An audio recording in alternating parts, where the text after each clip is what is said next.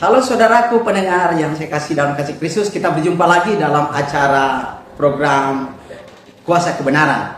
Saudara pendengar yang saya kasih dalam kasih Kristus, saat ini kita akan membahas topik yang menarik, yaitu topik yang ke-8, yaitu apa yang kita lakukan setelah kita menjadi warga negara kerajaan Allah, apa yang harus kita lakukan.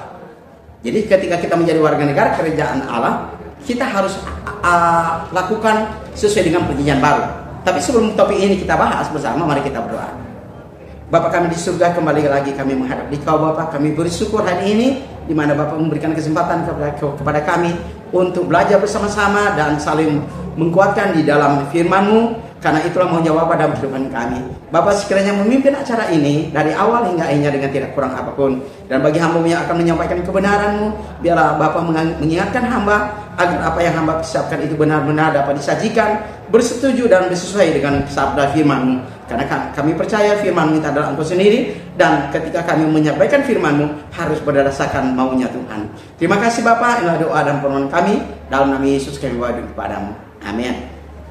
Saudara yang saya kasih dalam kasih Kristus, kalau minggu lalu kita telah membahas tentang bagaimana anugerah Roh Kudus diterima oleh kita semua ketika kita keluar dari air baptisan, dan dijelaskan minggu lalu ada beberapa poin, dan saat ini kita akan membahas tentang ketika kita menjadi warga negara kerajaan Allah, ya, apa yang harus kita lakukan. Itu poin yang ke-8. Nah saudara, ketika kita menjadi warga negara kerajaan Allah, apa yang harus kita lakukan adalah ada 6 poin yang subpoin. Saudara, yang pertama adalah kita harus menyembah Bapa dalam roh dan kebenaran. Poin yang kedua adalah kita harus diajar tentang firman Tuhan. Mengapa kita harus diajar firman Tuhan? Karena itu adalah kebutuhan rohani yang sebagai kebutuhan primer rohani kita. Dan yang ketiga adalah kita harus juga saudara belajar. Ya, setelah kita diajar kita harus belajar. Dan yang keempat adalah setelah kita belajar kita harus menambahkan iman kita kepada Allah. Dan itu akan kita bahas minggu depan. Kemudian yang kelima adalah kita juga setelah kita mendengar pengajaran, kita belajar, kita memiliki sumber daya manusia. Yang kelima adalah kita harus mengajar orang lain, orang sesat. Dan yang keenam adalah kita harus setia sampai mati. Saudara, saat ini kita akan membahas subpoin yang pertama, yaitu menyembah Bapa dalam roh dan kebenaran. Saudara, mengapa kita harus menyembah Bapa dalam roh dan kebenaran? Karena itu Yesus katakan dalam Yohanes 4 ayat 23-24. Saudara, dalam terjemahan Indonesia Yunani dikatakan begini ayat ke-23-24. Ya. Tetapi saatnya akan datang dan sudah tiba sekarang bahwa penyembah-penyembah benar akan menyembah Bapa dalam roh dan kebenaran, sebab Bapa mencari orang-orang yang menyembah Dia secara demikian. Ayat 24, saudara, Allah itu roh, dan siapa saja yang menyembah Dia harus menyembahnya dalam roh dan kebenaran. Saudara yang saya kasih dalam kasih Kristus, dalam penyembahan kepada Allah dalam roh dan kebenaran yang Yesus tekankan dalam Yohanes 4, itu ada dua hal yang sangat penting. Pertama adalah roh. Saudara, roh dalam Yohanes 4 23-24 itu dikatakan roh kecil, bukan roh besar. Kalau roh besar ditujukan kepada roh Allah, tetapi ini adalah roh kecil. Nah saudara, roh kecil ini adalah dalam bahasa Yunani aslinya dikatakan pneumati, yang artinya saudara dalam bahasa Indonesia adalah kesadaran kita, intelektual kita, kemampuan kita, kapasitas thinking kita.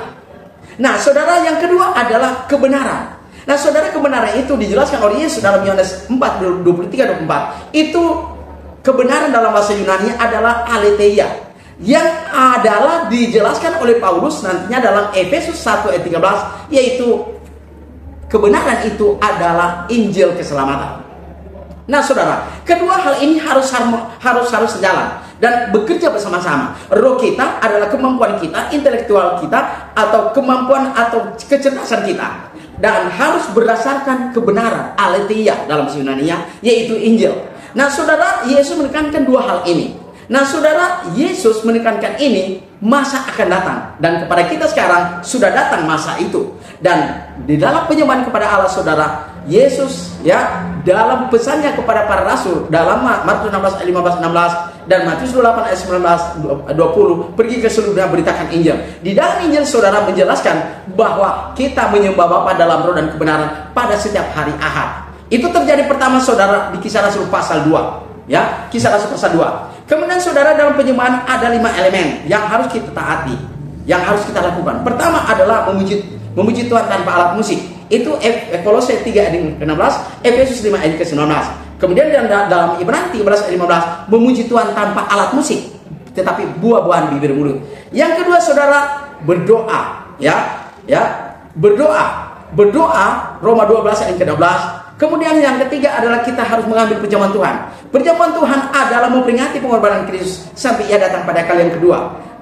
Perjamuan Tuhan roti tidak beragi dan air buah anggur asli tanpa campuran atau fermentasi. Kemudian yang keempat adalah memberikan persembahan.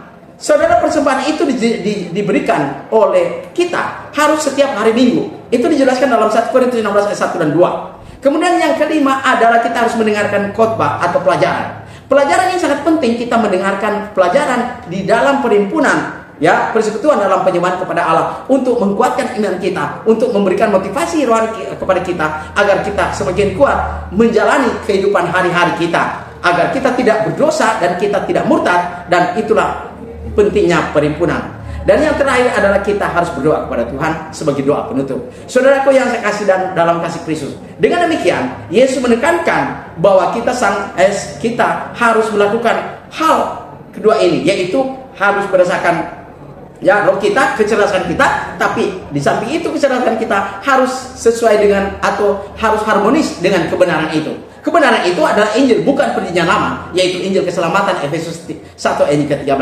Dengan demikian, maka kita melakukan penyembahan kepada Allah dalam roh dan kebenaran pada setiap hari Minggu, maka itulah menyenangkan Allah, saudara. Sekali lagi, ketika kita menyembah Bapa dalam roh dan kebenaran, itu berarti kita menyenangkan Allah, bukan menyenangkan saudara yang hadir di dalam pertemuan itu, adalah dalam perhimpunan itu, tetapi menyenangkan Allah ketika kita menyembah Bapa dalam roh dan kebenaran.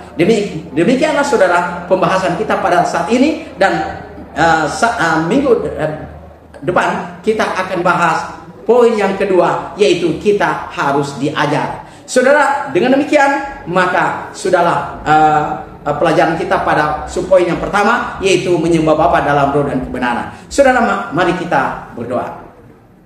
Bapa kami di surga, kami bersyukur dan berterima kasih kepadamu Bapa, karena Bapa begitu baik dalam kehidupan kami. Kami telah belajar bersama-sama firman-Mu, dan kami telah diajar tentang firman-Mu, dan hamba-Mu telah mengajar sesuai dan bersetuju dengan firman-Mu.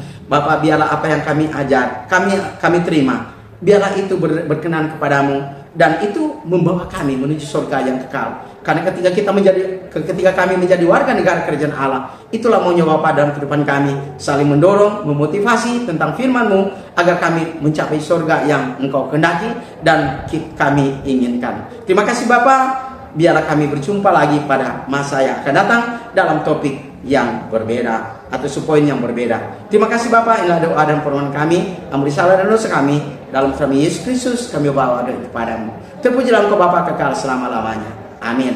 Saudara, apabila saudara memiliki pertanyaan atau apapun, hubungi nomor saya di 0853 40 42 9873. Sekali lagi, hubungi di nomor saya 0853 40 42 9873. Tuhan memberkati kita.